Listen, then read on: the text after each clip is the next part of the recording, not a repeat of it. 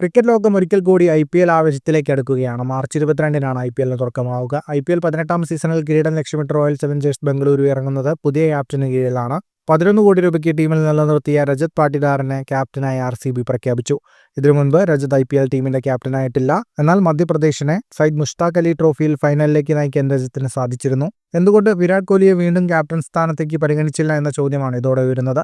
RCBയുടെ captain സ്ഥാനത്തേക്ക് കോഹ്ലി തിരിച്ചെത്തുമെന്ന വിലയിരുത്തലുകൾ ശക്തമായിരുന്നു. ക്യാപ്റ്റനാവാൻ കോഹ്ലി സമ്മതിച്ചതോടെയാണ് RCB 21 കോടി രൂപയ്ക്ക് കോഹ്ലിയെ ടീമിൽ നിലനിർത്തിയത്. എന്നാൽ പിന്നീട് കോഹ്ലിയുടെ മനസ്സ് മാറുകയും ക്യാപ്റ്റനാവാനില്ലെന്ന് അറിയിക്കുകയുമായിരുന്നു.